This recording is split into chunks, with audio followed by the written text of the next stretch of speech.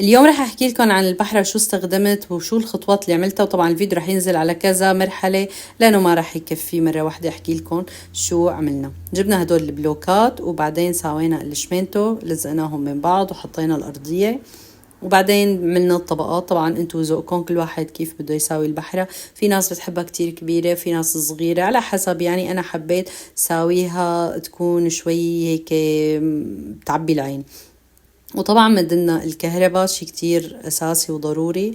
وطبعا أنا آخر الفيديوهات رح أحكي لكم كل المواد اللي استعملناها مع صور مع كل شي.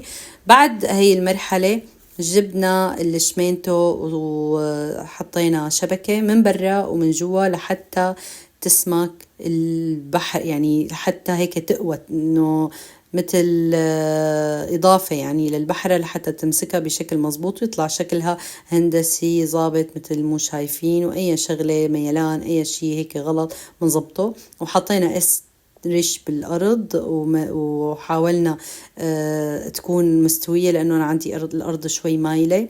بعد ما نشفت حفيناهن، أي شي زيادة حفيناه. وبعدها جبنا العازل للبحرة من جوا. هذا العازل الأزرق هو بيمنع تسرب المي، وبس لينشف بده 24 ساعة بس لينشف. بيصير مثل المطاط، يعني لمنع. هو كتير سميك، يعني عن جد سميك بشكل مو طبيعي. فمشان هيك بده وقت كتير لحتى ينشف. أهم شيء التسريب. نحن نشوفه بالنص كيف عاملين فتحة، هاي الفتحة من هون رح نمدد المضخة، يعني فيش المضخة لبرا. عرفتوا؟ يعني نحن من قبل ما نشتغل عاملين فتحة للفيش، بس طبعا ما حطيناها فيه لأنه لسه ما كانت خالصة. وجربناها عبيناها مي لنشوف إذا في تسريب، والحمد لله ما في كان وقتها أي تسريب، إذا بتتذكروا نزلت الفيديو. وبعدين عندي مضخة تانية طلعت المي لبرا وبلشنا نشتغل فيها.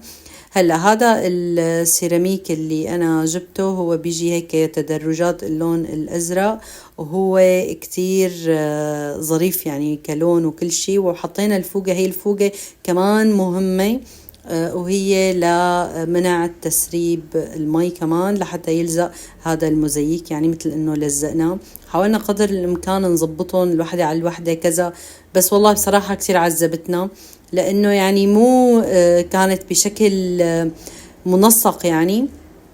ف شي طالع شي نازل، عرفتوا؟ بس يعني النتيجة كانت انه الحمد لله ممتازة.